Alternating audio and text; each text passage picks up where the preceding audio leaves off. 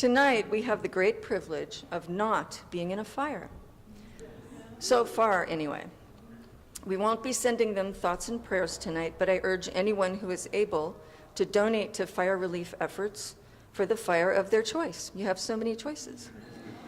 Because fire has become more present in our world recently, and we're all feeling the effects, I want to read something from the book Fire Monks by Colleen Morton Bush about the fire that almost took the beloved Tassajara Zen Mountain Center 10 years ago. She tells the story of 5 Zen monks who stayed behind after even the firefighters left the valley and fought the fire themselves. Their unique perspective as people who basically do a lot of sitting and also meeting each moment as it arises makes for a fascinating read. So this is toward the end of the book. Even before the lightning strikes, the seeds of fire existed in the dry tree branches and roots. I could say there was fire, then there wasn't fire anymore. But the Buddha's word feels most true. All is aflame. We're excited about our awesome readers tonight, including our own intern, Haoning Jiang.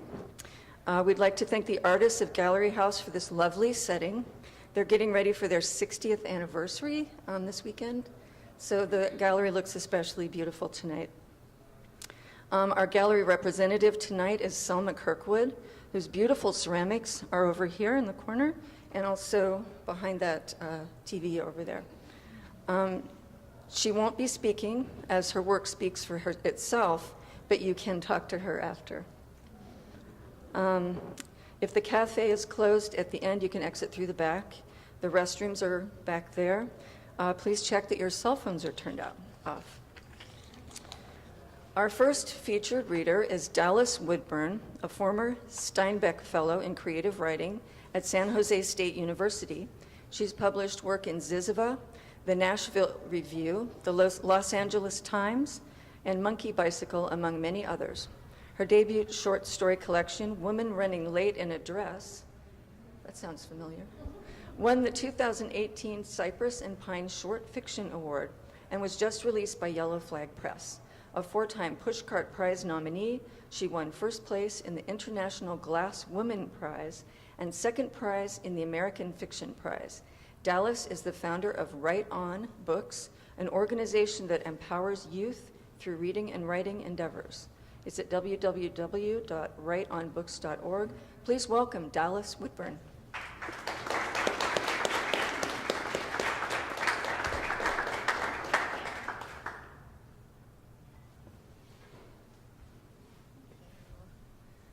Such a delight to be here and kicking us off. Can everyone hear me okay?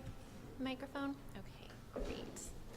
So I'm going to read one complete flash fiction piece to start, and then I'm going to read the beginning of one of my stories from my book, hoping, I'm going to just say it, hoping to get you interested so you just have to buy the book to learn more.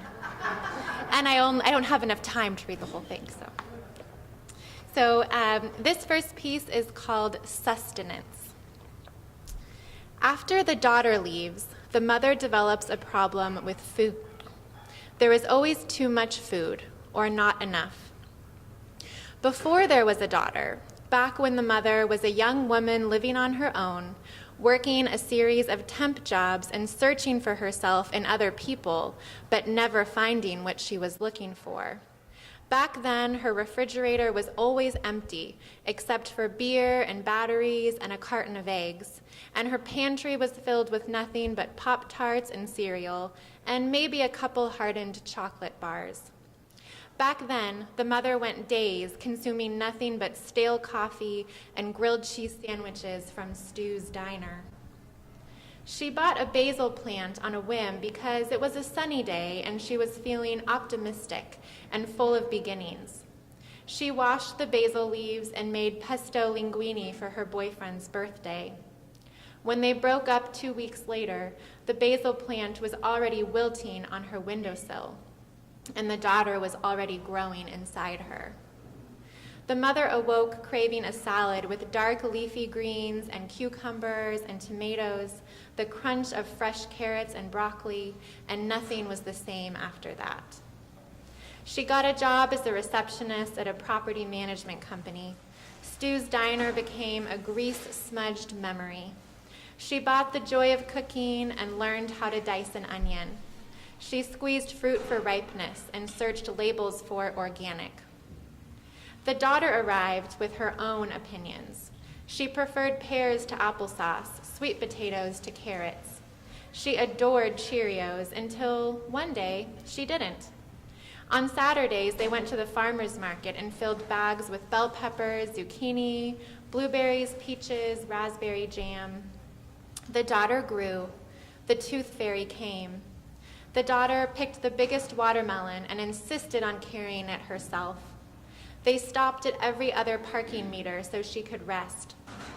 "Why don't I take over for a little bit?" the mother said. But the daughter shook her head and lifted the watermelon to her chest. "No, I can do it." So they stopped and started all the way home. 12 summers later, the daughter moves across the country. She lives in a college dorm and carries a plastic tray around the dining hall for breakfast, lunch, and dinner. She calls every weekend. The mother always asks, "Are you getting enough to eat?" "Yes, Mom." "What about vegetables? Do they have a salad bar?" "Yeah, but I gotta go. I'll talk to you later." The mother eats salads every day, but there is still too much food. In her fridge, the lettuce grows mulchy, the bell peppers wither. The world moves faster than it used to. She used to whittle away entire Sunday afternoons at Stu's diner, filling in the crossword puzzle. Now even her grocery lists are written in sloppy, fast cursive. She eats lunch in front of the glowing computer screen and dinner in front of the glowing television screen, and she chews automatically, not tasting much. When her plate is empty, she feels astonished at how it all disappeared so quickly. The mother flies out for Parents' Weekend. When the daughter is showering, the mother opens her mini fridge, hoping to find blueberries, yogurt, string cheese. But she sees the fridge of her own youth. The mother throws the daughter's sour milk in the trash. She buys the daughter apples and hugs her goodbye, leaving the daughter to her own shopping and eating and not eating. Home again, the mother sets her bags down in the hallway and opens her fridge. She slices the tops off the strawberries and washes the dirt off the grapes. She sits in the sunshine of her kitchen and chews and swallows, savoring every bite. That's the end of that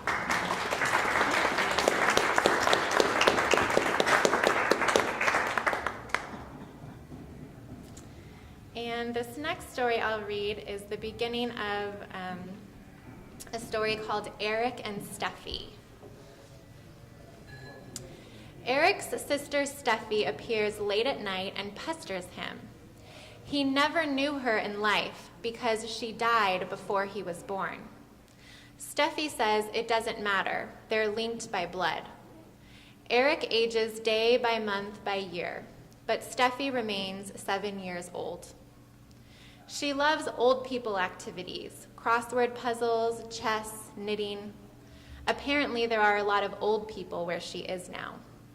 She likes collecting facts and then fanning them out before Eric like a deck of playing cards on a green felt table. She begins each fact with, "Did you know?" She tries to impress him. When Eric was younger, he believed everything Steffi said. Nightfall found him a jumble of excitement, wondering if his sister would come. He'd sit patiently through the bedtime stories his parents read, close his eyes, and pretend to drift off to sleep, feeling relief at his mother's cool kiss on his forehead or his father's gentle head pat, the murmur of their footfalls on his carpet, the squeak of his bedroom door closing. When Eric opened his eyes, the only light in the room would be a small sliver of yellow creeping under his bedroom door from the hallway. His best friend from school, Scott, liked his bedroom door left slightly ajar, and when Eric slept over at Scott's house, he had gradually grown accustomed to falling asleep with light seeping into the room. But Eric preferred darkness. In the lamplight, Steffi was slightly translucent, hazy, as if she could fade away at any moment. In the darkness, she seemed realer somehow, like a real sister. After Eric's mother or father gently shut his bedroom door, he would whisper, "Steffi, Steffi," feeling a buzzing tightness in his chest, his eagerness to see her coupled with fear that she would not come. At the sight of her gap-toothed smile, her eyes exactly the same shade of green as his own, Eric would feel an overwhelming sense of wholeness, as if he were being reunited with an older, wiser piece of his own self. But that was a long time ago. Now, Eric is a junior in high school. His moments of connection with his sister are few and far between. When she visits, he feels like he is babysitting. He is overwhelmed by all the things Steffi does not know, all the things he can't talk to her about because she wouldn't understand. Like his frustration with Scott, who keeps cutting class to drive around town and smoke joints under the pier. Eric went with him once, but it was boring, and the joint made him sick, and he doesn't want to do it again. Still, Scott keeps asking, which isn't the problem, not really.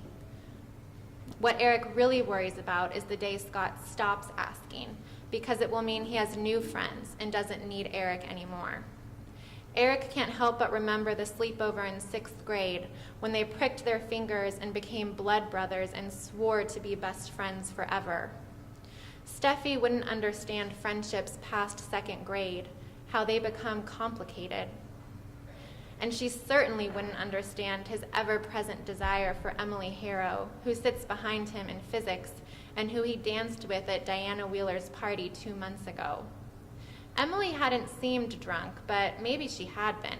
Maybe she doesn't remember dancing with him because she doesn't talk to him other than occasionally asking what answer he got for a homework problem. Eric tried telling Steffi about Emily one night a few weeks ago when he was feeling particularly alone. Steffi said Eric should make Emily a bracelet or give her some of the cookies from his lunch. And Eric felt even more alone and pathetic and weird. Here he was trying to get dating advice from the ghost of his 7-year-old sister. Now, more than anything, Steffi's visits remind him that he is different from everyone else. Eric wonders if that's why even normal things like dancing with a girl at a party or cutting class with your best friend seem, for him, to be minefields of difficulty.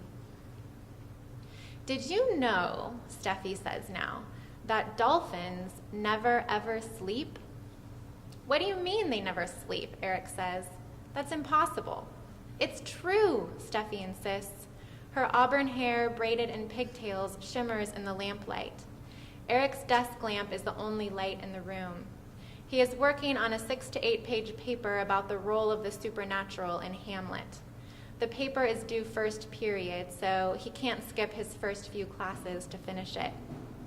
Steffi is perched on the edge of Eric's desk, swinging her legs so her heels thump in uneven rhythm against the wooden drawers where Eric keeps his old notebooks and school papers and the shoebox of Steffi's things. Hey, Eric says, stop that. What? Stop kicking your legs like that. Why? 'Cause it's annoying. Why? 'Cause I'm trying to write this paper. Why? 'Cause it's due in 7 hours and I'm trying to concentrate, okay? Eric cracks his neck and leans further forward, zeroing in on the soft blue glow of his laptop. Steffi stops swinging her legs. She pulls a cherry lollipop from the front pocket of her jumper and takes an especially long time opening it. The wrapper crinkles loudly in the dim, still room. Eric's hands are poised on the keyboard, but his fingers don't move. Eric, Steffi says after a few moments. Eric. What? It's true. Dolphins never sleep. It's true. Eric murmurs, eyes focused on the computer screen. This infuriates Steffi more than anything.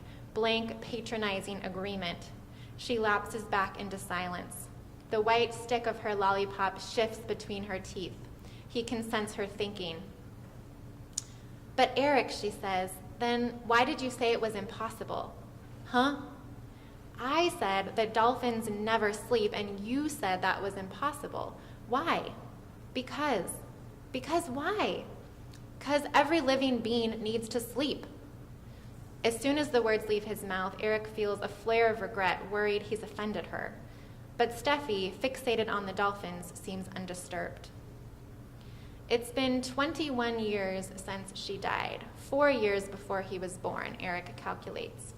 Perhaps she doesn't remember what sleeping is like. But Eric, Steffi pulls the lollipop from her mouth and points it at him. There's a way they do it. What? Go without sleep, dolphins. What they do is their brains, part of their brains is awake and part of their brain is sleeping. Then the awake part goes to sleep and the sleeping part wakes up. So they are always awake. Get it? Where'd you learn that? From Miss Y. Steffi smiles triumphantly. Her teeth are stained pink from the lollipop and her right front tooth is missing. She lost it 2 days before she died, biting into a carrot at dinner. The tooth fairy brought her 50 cents. She was outraged to learn when Eric's baby teeth began falling out that the tooth fairy brought him a full $1. He had offered to split the money with her, but she had laughed and said, "Oh, we don't use money."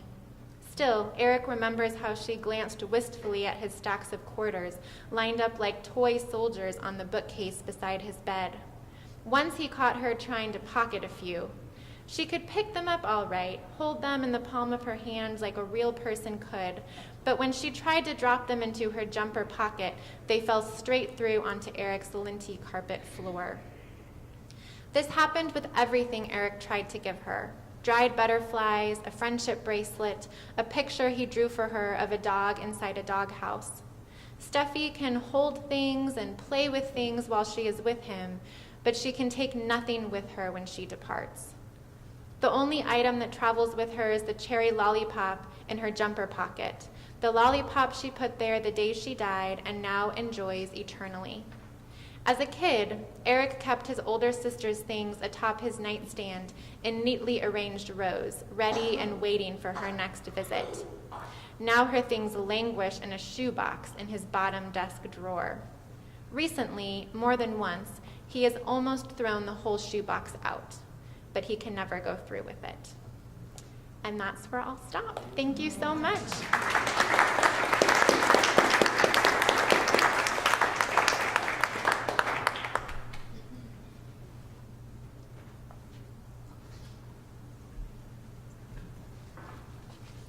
Thank you, Dallas.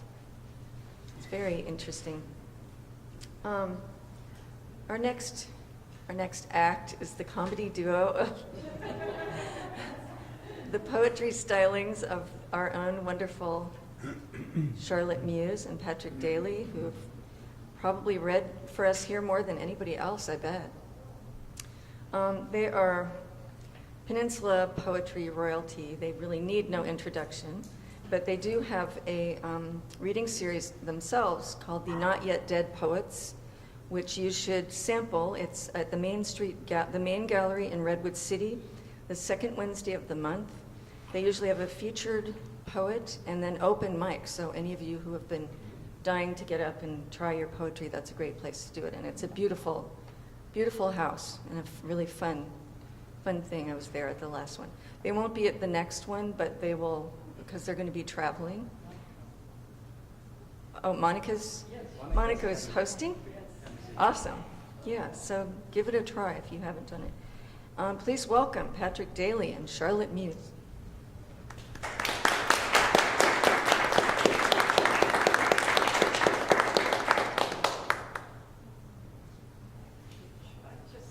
No. So we're going to alternate, and as you probably know, we're coming off the bench tonight. I think of myself as Quinn Cook and Andre Iguodala. Yeah. Yes. She really likes Andre Iguodala. I try not to notice.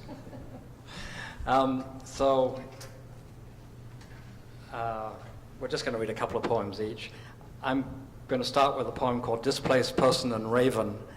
And I should say that this was prompted by not by the recent atrocities on our own southern border, but by the breakup of the Le Jongle camp near Calais. Anyway, displaced person and raven.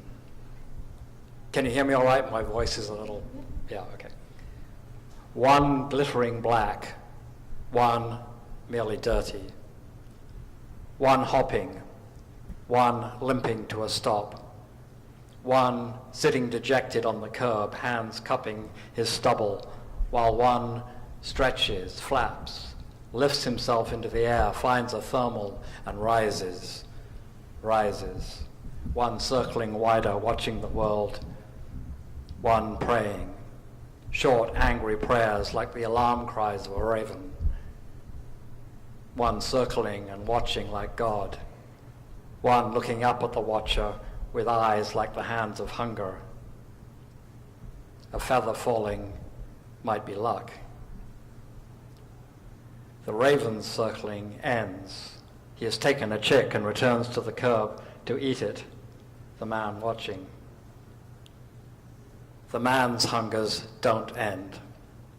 Like a knife just swallowed, they sink deeper.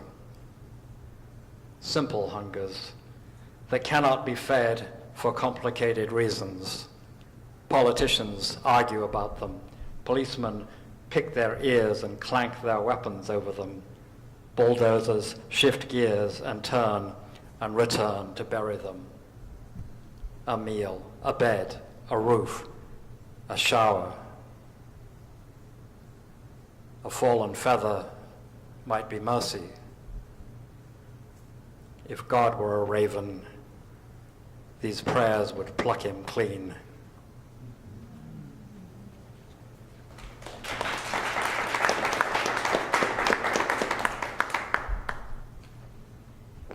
I think I'm going to read an old poem that I wrote when I was much younger and much unhappier. Now I'm happy personally, but the world. How to swallow a frog. Take the animal by one foot and swallow its head first. It will then fold up like a parasol and the body will follow quite meekly. I did not look into a mirror until the last green webs had disappeared. The sight of a gaping mouth with small fans protruding is not appetizing and brings thoughts of lost divers to mind. It may cause the gorge to rise. It is not encouraged. Simply persevere and do not watch yourself. This advice will serve you all your life. What I felt was the bones and the movement of painful hardness in the esophagus, as if the small opening were stretched too wide. But its muscles did their work, moving the frog along like hands stuffing a sausage casing. Think to yourself, if I must, I must. The frog expanded in my stomach. All the raised blisters on its back burst open from pressure and poison flowed out. I began to taste it in thin, oily saliva at the sides of my tongue. Then its small fingers grew longer and thinner, outdistancing the webs until they reached into my veins. I believe that if you cut into my arm at the elbow, it would dangle from these live green threads. At night, I think my skin is changing color, roughening. My knees are turning outward, and not just for men. I long for a stream. The sun silver tunnels into its surface, the reeds sway, mud and the soft dark veils of the underwater leaves, the dragonflies, the ceaseless working of the water boatmen, the trees waiting at the edge of the water, and all the light and all the dark. Something about ears twitching away raindrops. A story of a small, strong dog, Simon, who loved us humans, but was hot to fight anything that moved or stupidly stood on four legs, and dragged my poor parents one after another at the other end of the leash into stories no one wanted to be in. A pig down a mountain path, a German shepherd from one end of Exeter High Street to the other. But it was the twitch I was thinking of, the twitch of his ears that first brought him to us. My father had bought him, tiny then, a puppy, for me and my sister Harriet, and was carrying him to our house in his arms. And Simon, his sense of trouble already full grown, leapt out of my dad's arms and disappeared on a patch of wild scrub and trees. And this was Jamaica. In the rainy season, the rain was coming down hard and harder and the lightning forking. And my mother said, "We'll start lunch. Your father won't come home in this." And then there was my father, soaked, carrying Simon, a placid seal pup, in his arms, telling us how he never would have found him in a King Lear hour of calling and cursing in the storm, but for the twitching of his ears under a bush.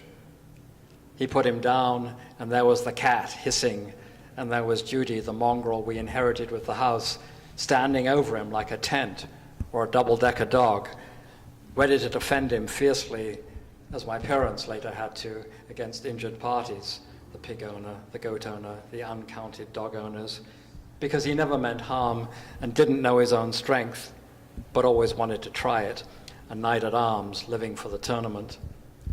The cat disappeared contemptuously as we watched down into the cellar and right back out with 5 new kittens, and no need to say, "there." And I will tell you about the turkey chick he once caught in his terrible locking jaws and held under one paw, captive but unbitten, in the shade of a tree until he forgot, or I think took pity and lifted the paw. So there was no question when we left for England of not taking Simon, and no question when they left for Uganda of not taking Simon, though they left us locked up in England in our grey boarding schools. But he kept fighting, and the police came, and they had to chain him up, but that was too sad, so they gave him away, far away, a farm in Kenya, they wrote and told us.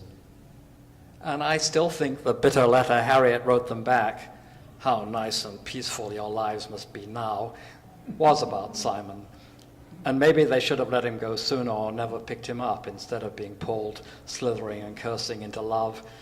But 60 years later, looking out through the window opened by a wing shadow on green, a twitch or quick wrinkle in the surface of things, and seeing more than I want and less, I'm glad they embraced the trouble without asking if he was worth it, for as long as they could stand it. And I'd say it's good to be loved that much, if not great.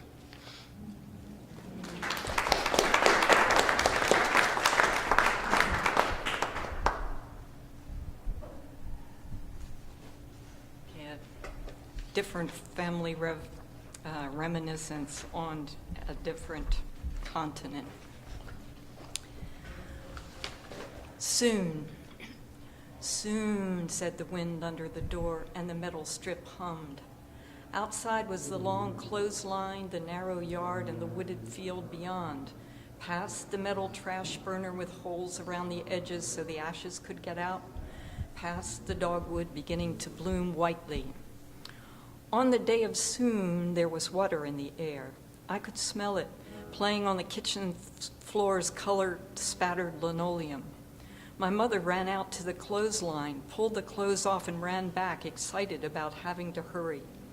When the door opened and she set the basket down, I saw clouds, but not like the cloud in the book, puffy-cheeked and squinch-eyed, blowing the whole wind.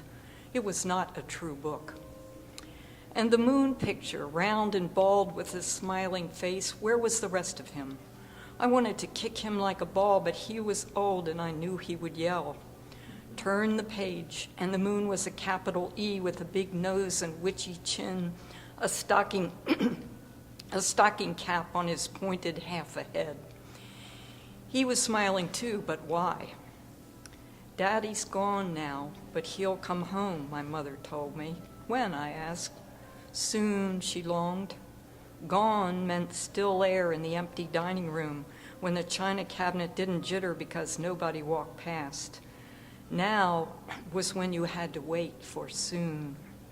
Home, the wind volunteered through the door, and I saw that my mother spoke his language. Long years after she gave her last breath to the wind, I've heard her voice moaning those words on 1,000 other days of when and soon.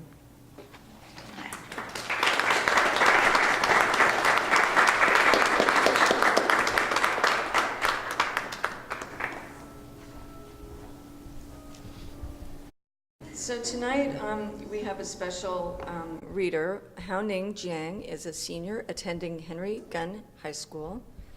In her spare time, Haoning enjoys writing, reading, drawing, collecting, and combining notebooks, and turning pens into mechanical pencils. That's suspicious.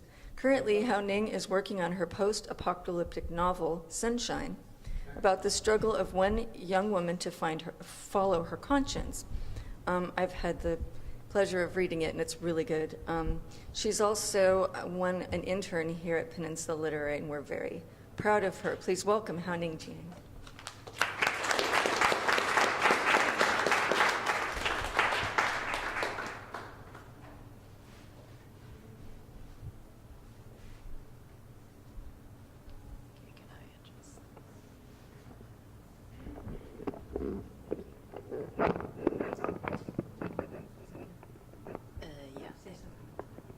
Hello? Go right up to it. Hello? Seconds? Yeah. I'll be reading a short story called Willow, which I submitted to the Scholastic Art and Writing Contest. So, Willow. I picked a willow leaf off the ground and put it in my pocket. I had fallen from his balding willow, the one that had once stood in his front lawn. A long time ago, I supposed, it had been tall and graceful, and its limbs had risen like the arms of a Titan to hold up the sky. But by the time he moved in, he told me, despite the sharp, fresh air and the promise of spring in the breath of the sky, the string-like branches were already hanging limp and unmoving. Through them and the straggles of small, hard leaves had glowed shards of the bone-white sky. He loved the willow tree, he told me once. Back in elementary school, we used to climb it every day. Fish-like, the bark had slipped cold and smooth beneath our hands. Many times we had almost fallen. More often than not, we remained grounded, squatting in the grass and glaring sullenly at the branches above us. I thought of the willow as I walked up the sidewalk, as underneath my feet its shed leaves crunched like tiny skeletons. I suppose they hadn't had the time to get rid of all the leaves yet. They had cut down the willow tree last week, an operation I had stopped on the sidewalk to watch. I had found it almost obscene, the garish orange of the machinery, the screeching of greasy equipment, the hoarse shouting of men that had shot through the early morning air like bullets through glass. Amidst the cacophony of beeping and yelling, the tree had seemed especially tired, and almost comically small. He loved the willow tree, he told me once. It had seemed huge when on one warm day we finally ascended its bony peaks, and before us lay the entire neighborhood. Houses and apartments, streets and people, all spread out at our feet like toys. We had felt the biggest children in the world. I didn't see the tree fall, of course. I had lost interest much before. Instead, I had noticed his grandmother humming happily down the sidewalk, and by the window, his mother grimly satisfied, and had walked away. Now I trudged up his driveway, then turned right and pushed open the garden gate. The air was cold and stung my face, and I turned up the collar of my jacket. On either side of the path, the plants slept and dreamed of spring, as their bodies froze slowly and turned the color of cold. Laced through the frigid air was the faint smell of smoke, and when I looked down I saw cigarette butts festooning the shriveled leaves.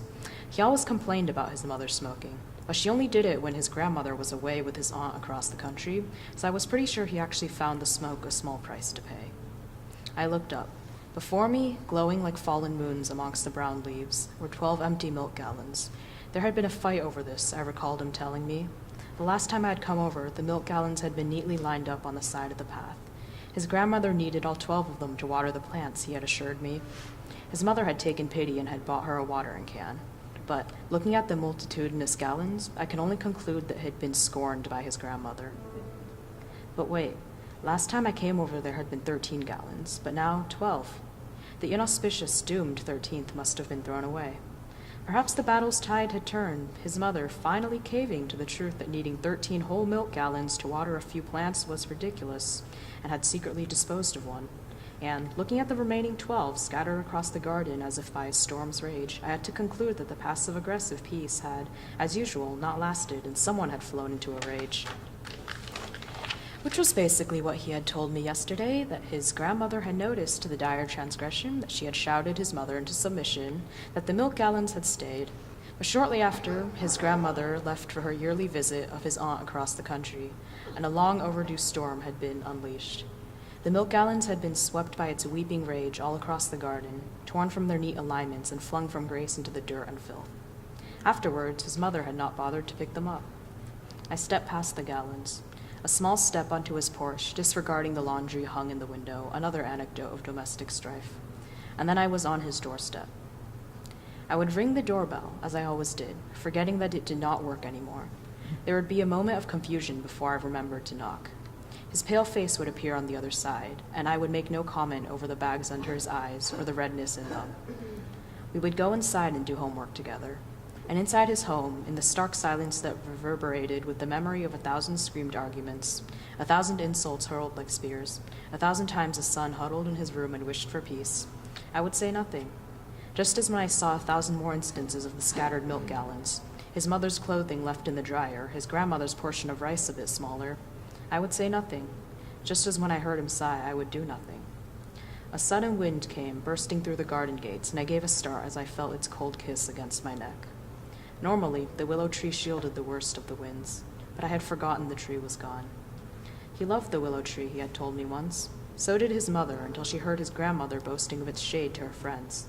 So did his grandmother, until she found his mother hiring a tree specialist to take care of it. Then, suddenly, the tree was the worst thing in the world. It dropped leaves everywhere. It made a mess. It could fall and smash the house. It was the demon, the evil, that stood like an ogre in front of the house, spreading its dark shadow over the family. Fights had erupted over it. His mother and his grandmother had screamed themselves hoarse over that tree, even though their goals ultimately aligned. He had locked himself in his room again and again. Then, finally, the tree was cut down. He loved that willow tree, he had told me once. He did not need to tell me. Back in elementary school, we used to climb it every day, and how the sunlight danced in his eyes. We never got very high before his mother found us and shouted at us until we climbed down sheepishly. But warnings of falling could never keep us from that tree. Somehow, we always found a way back into its branches. Sometimes to hurl paper airplanes into the bright blue sky, sometimes to peer into the neighbors' yards, once to hide from a dog he swore was going to murder us. And sometimes just to hear the rustling of the few remaining leaves, to see the sky arching over us in an endless cerulean expanse, to see the world spreading beneath our feet, the squares of houses receding into the distance, the dots on the street that could be our classmates or our teachers or his neighbor's grandpa, our elementary school a block away rendered tiny by the distance, and the horizon, so far away and yet so close, as infinitely unreachable as the burning stars, yet so close our fingertips could just brush it, gilded in sun and brightness as the sun rose in the sky, as it was swallowed by that burning light, vanishing. I rang the doorbell, then I remembered to knock. When he opened the door, I said nothing, but I gave him the willow leaf from my pocket.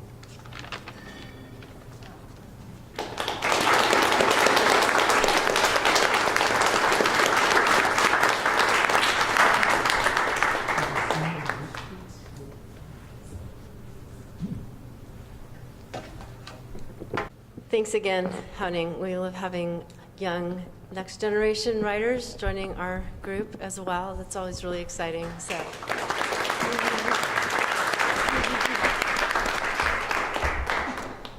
So our second featured reader of the evening will be Dr. Vanessa Grubbs. Vanessa, a self-described country girl and the first doctor in her family, is an associate professor in the Division of Nephrology at the University of California, San Francisco. She maintains a clinical practice and research program based at Zuckerberg San Francisco General Hospital, but narrative writing is her true passion. She teaches writing for patient advocacy to medical students and practicing physicians. I want to hear more about that. That sounds really cool. Her first book, Hundreds of Interlaced Fingers, A Kidney Doctor's Search for the Perfect Match, was released in June 17 from HarperCollins, and we do have copies available on our book table tonight. Dr. Grubbs attended the inaugural Belize Writers Conference. You should ask Jean and Vanessa, and maybe there's some other people here about that. It's an interesting new program that's happening for writers. Vanessa lives in Oakland, California with her husband and two cute rescue dogs that help ease the empty nest pangs her teenage son left when he went off to college. And you know, I can relate to that very much, so welcome, Vanessa.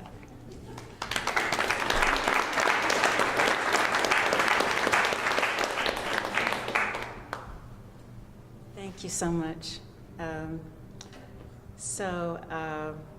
I have to say, I want to tell you a little bit about the motivation for this book. When I was a primary care doctor and getting a divorce, I met my husband who was on dialysis. And through that experience, I decided to give him one of my kidneys. And from there, I went on to become a kidney doctor. So, because I wasn't thinking about becoming a kidney doctor, I was actually quite surprised at what I found when I went into the specialty. It's amazing what you don't see when from the outside. And honestly, I was just disturbed in so many ways about how much we kind of use dialysis because it's there and not really being very thoughtful about it. So that was the reason why I wanted to write the book. But when I got a literary agent, she told me, you know, Vanessa, nobody wants to buy a book about death, dying, and dialysis. So you really have to put your personal story in it. So at that point, the book became a part memoir and has at least 85% of my personal business in it, but that's okay. So I'm going to read for you a couple of sections from the book. The first section is from Chapter 6 of the book called Complications. I looked to my right and saw Robert in the surgical recovery bay next to mine. He was smiling at me, finally believing a transplant was happening for him. I smiled back. I thought of the others who had been considering this same path and had maybe even spoken their intentions out loud, but then retreated long before reaching that point of no return. I wondered why retreating hadn't even occurred to me. Was I that blinded by love? Was I that naive? Was I trying to earn my own forgiveness for past mistakes? Yes, definitely, maybe. But in that moment, I felt thankful that retreating hadn't occurred to me, that I had been so bold, regardless of the reasons why. My eyes left his to look for the bag collecting urine from his Foley catheter. I found it hanging by a plastic hook at the foot of the bed. Pale yellow urine, and a lot of it was there. The kidney was working beautifully. I smiled bigger, with teeth showing, and brought my eyes back to his. He saw the happy in my face and matched my smile. We reached for each other, though we were too far apart to touch fingertips. But it didn't matter, because in a way, we were already touching. We were tethered, connected through our new state of sharing 2 healthy kidneys between us, replacing his old tether to the dialysis machine. We settled for a fingertip wave. I feel like the fatigue has just lifted off me, Robert said, amazed. He didn't realize how tired he had been. He thought it would be several days before he'd notice a difference. I smiled bigger, even though I felt all of his fatigue had been dropped onto me. This was new to me. The most my healthy body had endured before this day was a C-section to bring Avery into the world. Robert, on the other hand, had endured kidney failure and all that came with it. Having a dialysis catheter inserted, the catheter becoming infected, sepsis, the infection spreading into his bloodstream, the catheter being removed, a new catheter put in, a surgery to create his fistula, another surgery to revise his fistula when it wasn't working properly, nausea, vomiting, leg, back, jaw, hand, everywhere cramping, dialysis Monday, dialysis Wednesday, dialysis Friday, for almost 6 years. But now, he had a healthy kidney.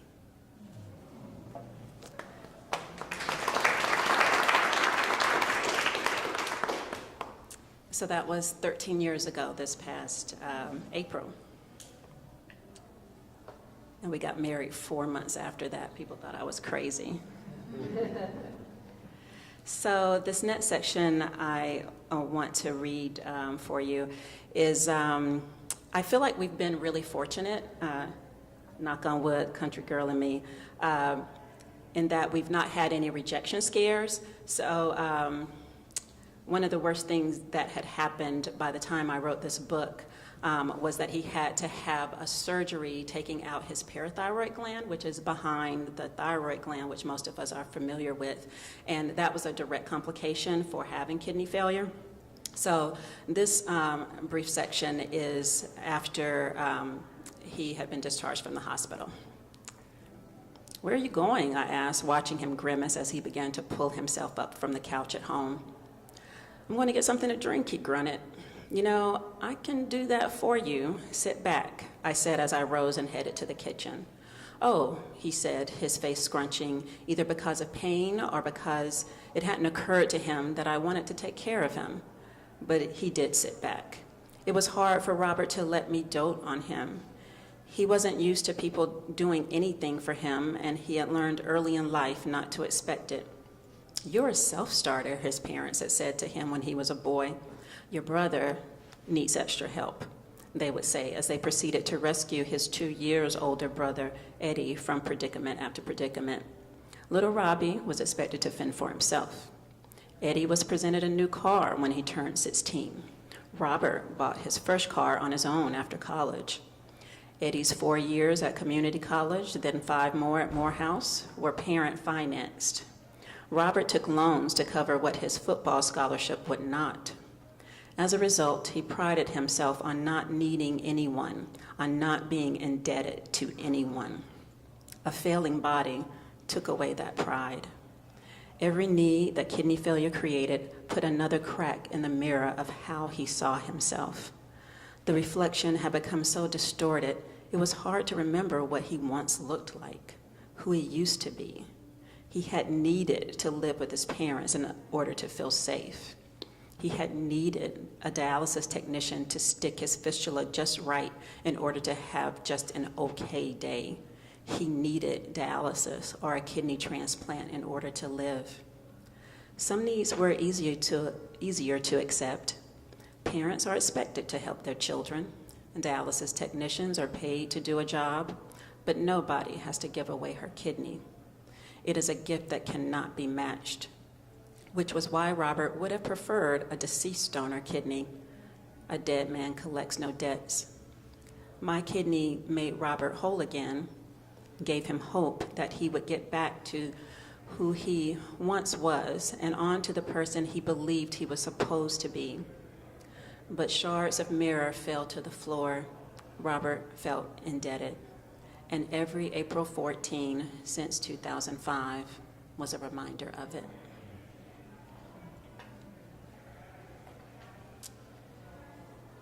So this, okay, thank you.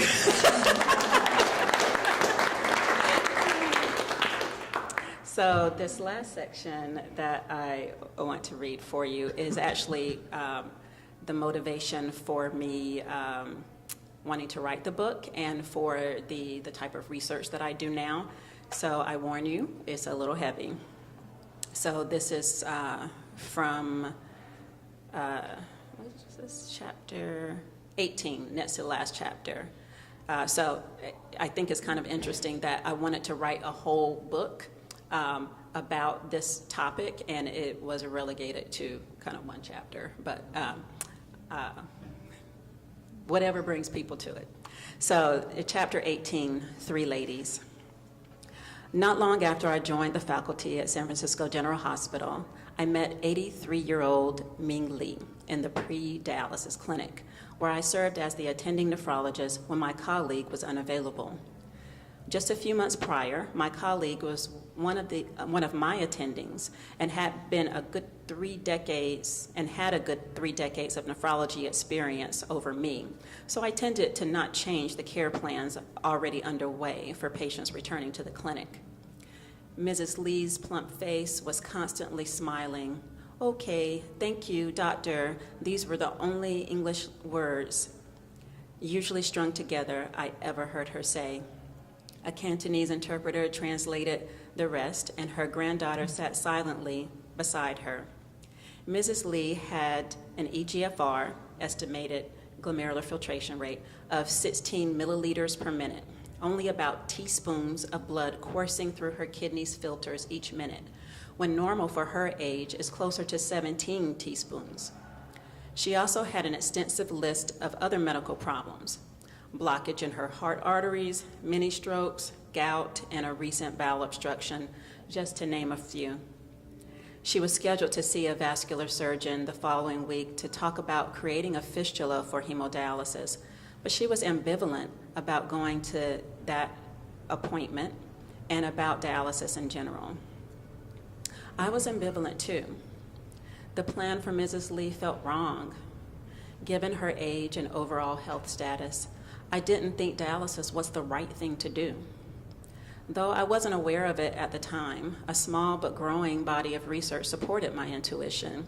It showed that patients similar to Mrs. Lee, over 75 and with serious medical problems in addition to advanced kidney disease, were as likely to live as long without dialysis as with it, and often with a better quality of life.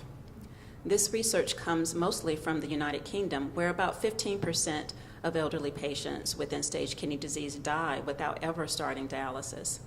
They have programs in place to provide conservative management, treatment aimed at minimizing symptoms of kidney failure while maximizing the quality of life remaining without dialysis. The United States doesn't track patients who don't start dialysis, but almost all elderly patients who start dialysis do in-center hemodialysis, and patients over age 75 are the fastest growing group starting dialysis. Their numbers have doubled over the last 2 decades. The burdens of hemodialysis, symptoms of extreme tiredness, cramping and dizziness, dialysis access-related procedures, and travel to and from the dialysis center are common among all patients, but particularly so among elderly patients.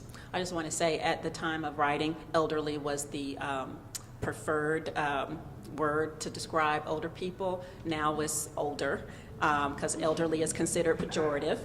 But I understand most recently there's a new movement to claim old, just like we reclaimed the words black and queer, just to celebrate the goodness of getting older.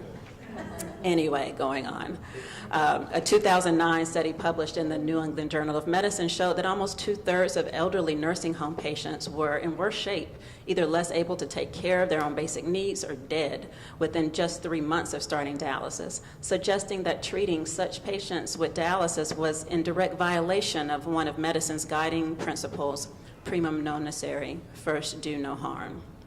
Like most nephrologists, just completing training, I felt well prepared to diagnose acid-base disorders and do a kidney biopsy, but completely unprepared in how to talk about or practice conservative management. Rather, I was taught that transplant is better than dialysis, and that dialysis is better than death, always. It was as if dying of kidney failure wasn't allowed, as if the fact that dialysis existed was readily available automatically meant people should never die from kidney failure. We approached dying of kidney failure as a never event, a tragedy akin to dying of colon cancer because a colonoscopy wasn't done, or of cervical cancer because of missed pap smears. She died of kidney failure? How could that be? We have dialysis. But would it really be such a tragedy if Mrs. Lee did die from kidney failure? Most people say they want to die in their sleep, presumably from a heart that simply stops beating. Maybe dying of kidney failure after you've lived a long life is a close second to dying painlessly in one's sleep. I hadn't witnessed it at the time, but I've since learned that the person becomes progressively sleepier and sleepier over weeks, months, even years.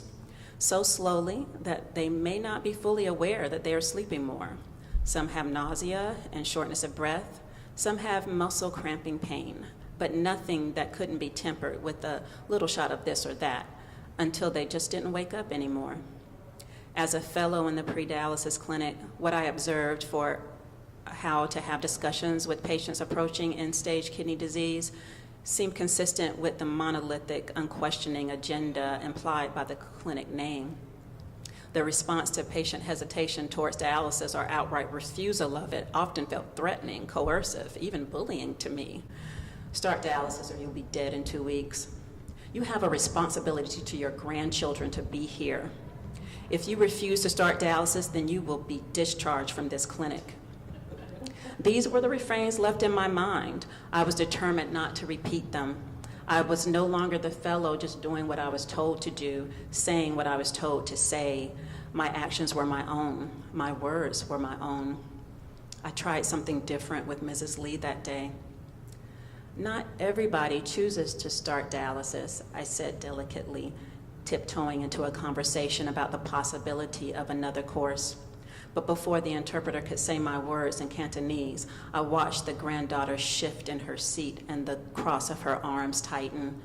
Though she hadn't spoken a word, it was clear that she understood English and that she didn't like what I was saying.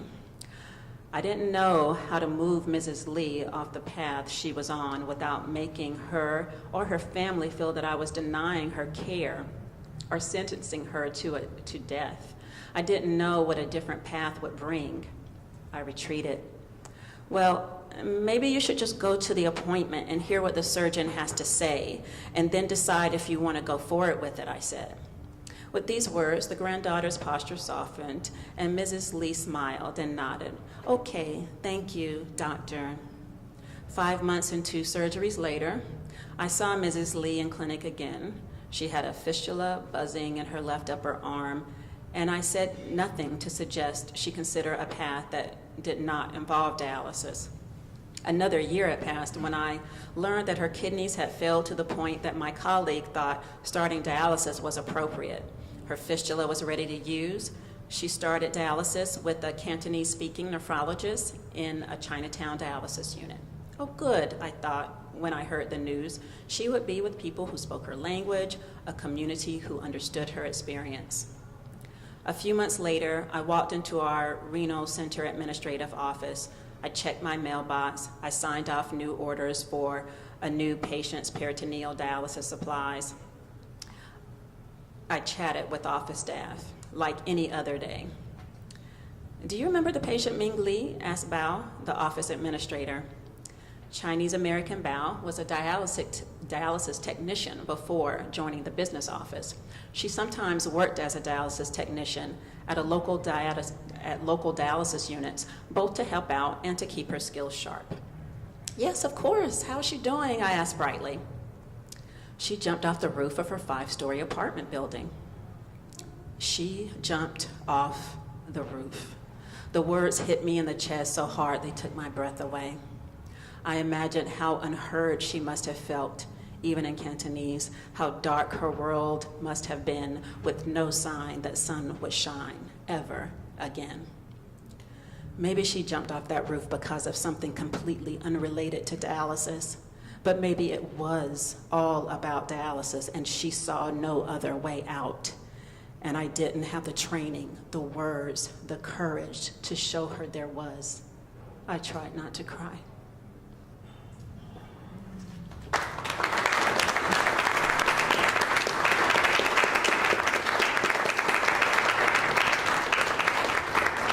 Thank you so much.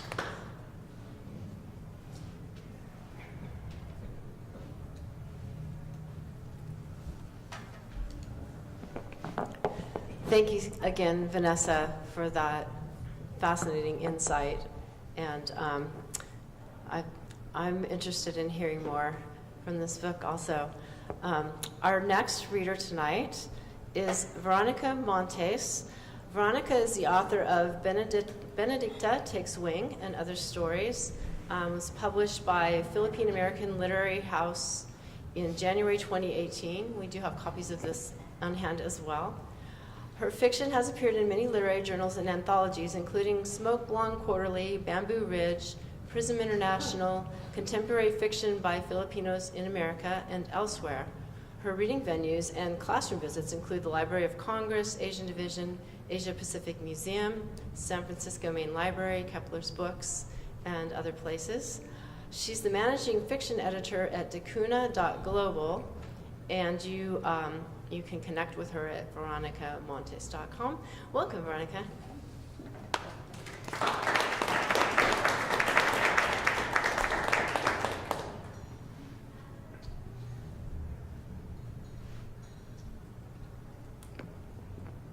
Is that okay?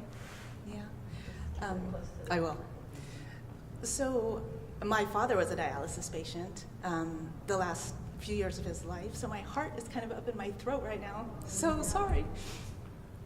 But, oh God. Okay, it's a very prevalent kidney disease in the Filipino community. So. Okay, but I'm going to read to you the title story of my collection, from my collection, Benedicta Takes Wing. Benedicta Angeles was born into a family of great and indisputable female beauty. While still in her crib, it became clear that she would bear the distinction of being the first known exception to the rule. Everything about her was too far apart. The expanse between her eyes, the tremendous width of her nose, the generous spread of her mouth. She grew into a quick and bright child, but only her older brother, Romy, seemed to realize it. The others, her parents, her cadre of cousins, her aunties and uncles, her Lolo and Lola on both sides, looked away from her too quickly to notice. It was as if they'd caught her at something embarrassing, as if she'd yawned wide enough to expose her tonsils or unearthed a booger the size of a marble. At age 11, what bothered her most was not this inexplicable homeliness, but the way in which it contrasted with her name. Benedicta from the Latin meaning blessed, and Angeles from the Spanish meaning angel. Oh my God, Benedicta thought as she fell asleep each night, what a joke, what a joke. Sometimes she said it out loud, and Romy, in his bed across the hall, nodded. It was a typical Saturday night with their parents elsewhere. The Angeles cousins had broken into factions at their Lolo and Lola's home, a 1950s-era box perpetually shrouded in fog. Despite the commotion and laughter, Benedicta was bored with jacks and gin rummy and Monopoly and the Love Boat, bored with gossip and obscure family lore. She sighed deeply and extricated herself to sit cross-legged on the floor in front of the picture window. Her move caused only passing concern. She had always occupied an odd, disquieting space within the clan hierarchy. One or two of the older kids flared their nostrils in temporary disapproval, but they left her in peace. Benedicta peeked through the Venetian blinds and waited for something, for anything. Then, as if her lethargy had conjured him into being, a man emerged slowly from the fog. He was small, round, brown, older than her father, but younger than her Lolo. His glasses were too big for his face, square-framed, black. He cradled a large, standard brown box in his arms.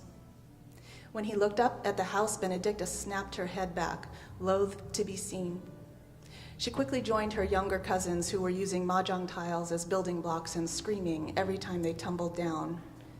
Though she knew the man was walking up the stairs and that the doorbell would ring at any moment, she jumped at the sound of it. Years later, long after their Lolo and Lola had died, no one would be able to recall the details of who he was. Oftentimes, these visitors were the second cousin of Lolo's illegitimate half-brother, or the acquaintance of an acquaintance who had worked with Lola's sister at the Philippine long-distance telephone company in Manila before the war. There had been several schoolmates of this or that aunt, and once the niece of the piano teacher who was bayoneted by the Japanese in that terrible spring of 1944. They took up abode in the extra bedroom and stayed sometimes days, sometimes weeks or months. They were fed and helped in ways that no one mentioned, and then went on to live their lives. They returned periodically to pay their respects, towing children they had named after Lolo and Lola. But this man, this short, round, brown man, was not that type of visitor. After serving him a dish of cheese ice cream and chattering in Tagalog with him for an hour, Lola scanned the room to see which of her grandchildren was the least busy. Benedicta, she said over the noise, please show Tito Raymond to the basement. He'll be traveling and needs to keep this box here with us. Benedicta nodded and stood up. Romy, she said to her brother. She stared at him until he looked up from his game. Will you come with me? But it's almost my turn, Benny. He grinned and pointed to the Monopoly money neatly stacked in front of him. Benedicta pressed her lips together and glared at her brother, but then skittered over to his chair where she forgave him with a gentle bump of her hip. She softened quickly whenever he called her Benny, and he knew it. Benedicta turned back to her task. "I'm sorry, Tito," she said. "Is your box heavy?" "Not at all," he answered. She led Tito Raymond down the basement stairs, cautioning him as they approached the bottom. They walked 50 paces in companionable silence until they arrived at the storage room. Benedicta pulled the sliding door open and stepped aside, releasing the musty odor of things long hidden. "Uh-oh," Tito Raymond laughed. "I can't see." He playfully held the box in front of his eyes, using it to nudge Benedicta this way and that, until they both stood in the small room. He placed the box on the floor. Benedicta reached up and pulled the chain to turn on the light. He smiled and pulled it again to shut it off. "What is your name again, hija?" "Benedicta." "You are so beautiful. You are the most beautiful little girl I have ever seen." "I am?" "You are." "Oh, me?" "Yes." He reached out and pulled her close. She stood still, arms at her side. She felt the soft drumming of his heart and knew for a moment what it was to be the most beautiful little girl someone had ever seen. It was like floating in a calm sea. Then Tito Raymond turned her away and pushed her face to the wall. He slammed her head against it twice until it lolled like a fading flower. He pressed his forearm against the back of her neck. Then her pants were somehow off, then his free hand was everywhere, his fingers inside her, shoving and ripping over and over again. He pulled the chain as he left, flooding the room with light. Benedicta made herself as small as she could and listened to the muted clamor of her family upstairs. She heard her Lolo's heavy footsteps as he walked Tito Raymond out of the house. She heard the front door close. After a while, the pain between her legs dulled, and she pulled herself to kneeling. She picked at the tape on Tito Raymond's box, scraping under the edges with her nails until the flaps popped open at last. It was full of dead birds, stuffed and bright-eyed, staring. She stroked their ink-black feathers until it seemed they quivered back to life. And then Benedicta took wing. From somewhere far away, she heard Romy calling to her. "Benny," he said. "Benedicta, are you there?" Thank you.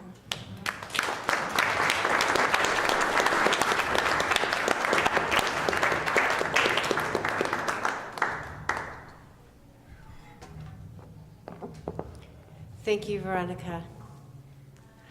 Our final reader this evening is Jacki Rigoni. Jacki writes within found spaces of single parenting her 3 children in the San Francisco Bay Area, where she also serves as Poet Laureate of Belmont, California. She has an MA in English from UC Berkeley and is a credentialed teacher. She was a finalist for the Francine Ringgold Award for New Writers. Her poems appear in Nimrod International Journal, Moon City Review, Poems for All, and her website, womenuprising.com. An award-winning creative director and copywriter by profession, Jacki's other writing can be found on TV and the back of snack packaging. Welcome, Jacki.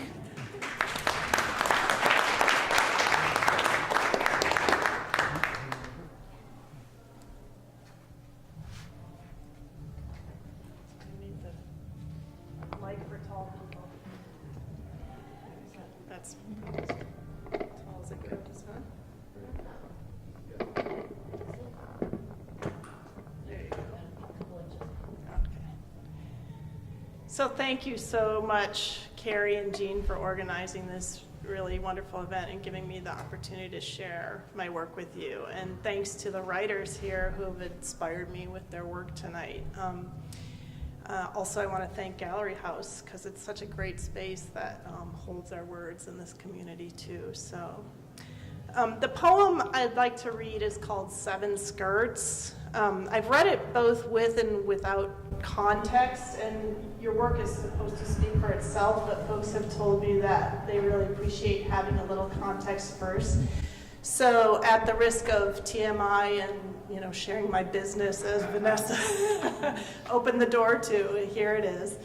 And I just want to let you know that some of the subject matter has been pretty heavy, so I will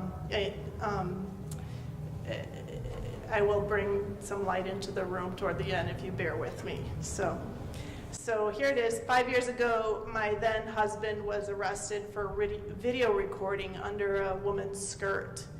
And one of the many casualties of that event, along with my marriage, was that I wasn't able to wear a skirt for a long time after that. So this poem is an act of reclaiming skirts, and along with it, my writing and my life in a way that I couldn't have imagined. So I'm going to read 2 poems, one longer poem, and then a very short one at the end. 7 skirts. 1. Camel suede, back slit, knee length. I stand at the stove in my A-line and heels back when he still danced with me in the kitchen and I still made him pesto gnocchi, back when he'd get angry and I'd say, sorry, sorry. Back when he hugged hello from behind and I couldn't see him hit record. Back when I was his wife, back before I was just another upskirt video on his hidden hard drive. Dressed in my suede effort, long gone to Goodwill. 2. Royal blue pleated polyester above the knee. I haven't practiced once since last lesson, but trying to play like I have in that closet of a room isn't as awkward as holding it when I really need to go. It's not that Mr. Johnson isn't nice, and it's not that I'm shy, so why I don't act 8 and ask for a break, I don't quite know. All I know, stuck between a guitar and a hard black chair, is how fear crescendos until I let go right in the middle of my G scale. Pianissimo dribble onto carpet, not even close to keeping time. I play just as bad, but louder, so Mr. Johnson won't notice, and mercifully, he doesn't. And then mercifully, it's over. Natural as sideways can be, I twist bow out of the room, guitar case at my side, hiding the drag of cold, heavy pleats against backs of legs. And I feel only a little guilty that it's my sister's turn to sit down for her lesson. But my mom says it's okay, and no, it's not noticeable at all. And 40 years later, I tell that to my children who beg me to tell it again, and I realize what a talented performer Mr. Johnson was, and that it wasn't the last time my mom told me one of those polite lies. 3, green and white pleated cheerleading uniform. For a late bloomer, the first raw sienna dot on underwear is a relief. Way better than the nothing that's been hanging over me since stashing that flowered box my mom handed me in preparation for becoming a young lady. So no big deal, I tell my mom, and she asks if I'd like to try her plastic undergarment, she calls it, made for just such an occasion, but I say, no thanks, because it would never work under my uniform, and besides, it's my mom's. Beaggressive, I shout in the middle of the court until I dare the cartwheel to find out if I still can. And my legs scissoring open, I flip around in that miniskirt and that maxi pad, and no big deal, I still can. 4, purple plaid wrap mini. Suburbia safe, bougainvillea sidewalk, runway sachet, high hemline, legs like long levers, turning heads, 19 years. And all that new power gone the instant that hand reaches under the hem and takes off, rounding the corner before a single cuss word screams to mind. All that power palmed right out from under me. Better lower that confidence a few inches. Bougainvillea, blushing magenta. 5, navy blue cotton, 4 white side buttons, scooter skirt. Somersault, leapfrog, cartwheel, swing, roller skate, tag, jump rope, sing, walk like a crab, eat a scab, stub a toe, mark, set, go, do the splits, spit cherry pits, catch tadpoles in baby food jars, hang upside down on monkey bars, race bikes to the park, stay out past dark, ollie ollie all come free, 6-year-old skipping a skirt, me. 6, stretch black travel skirt. I'm okay, I say, sitting careless and crisscross on hardwood, smoothing an invisible wrinkle in my lap, not twisting a tissue. My mom's ear presses to the loosened rubber band in my voice that says, it's true, this time. She tells me how her annual pap smear came back negative, that she sewed 5 more sundresses to send to El Salvador with the ladies from church. I tell her about the Craigslist sofa bed, open the box marked kitchen, pull out the only 2 pans I didn't leave with him, put them in the dark cupboard. 7, multicolored cotton gypsy, calf length.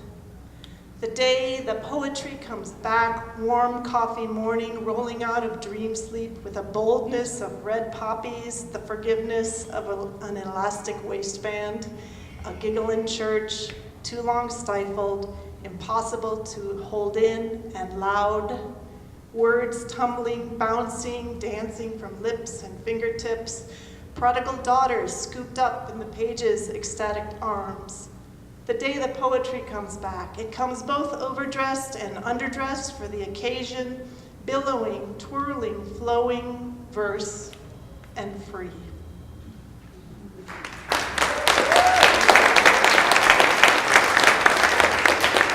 So if you'll allow me one last really short poem to close the evening. I mentioned in my opening that actually this month marks 5 years of a pretty epic heroine's journey of self-discovery.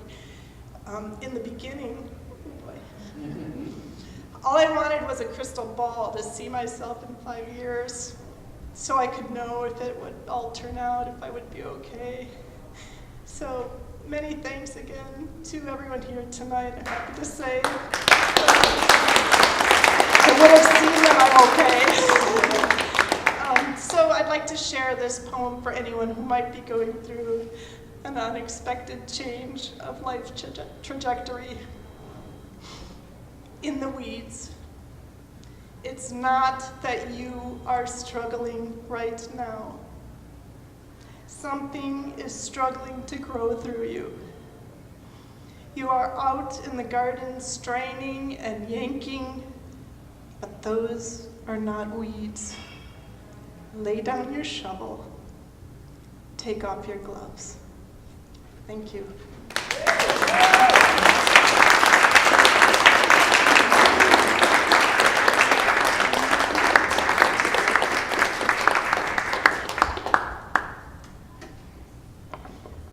Thank you so much, Jacki, and all the wonderful readers tonight. There's so much power in the words that we heard tonight. It was really moving and creative. Thank you so much.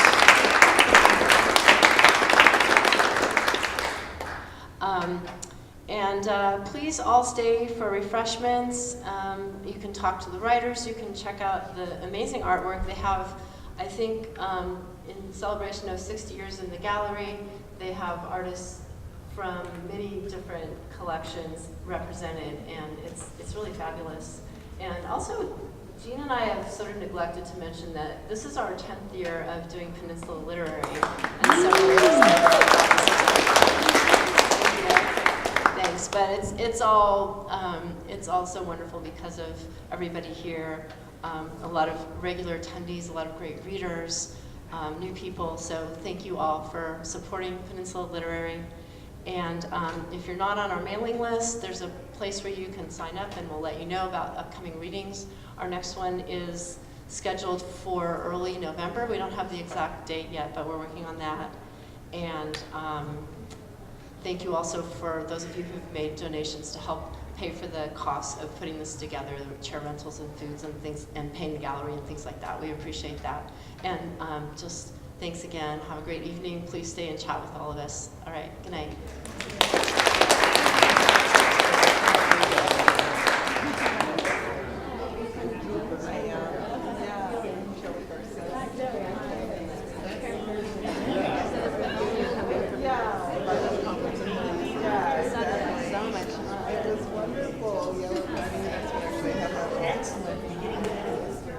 Oh, it was just fabulous, right? It was more personal. Very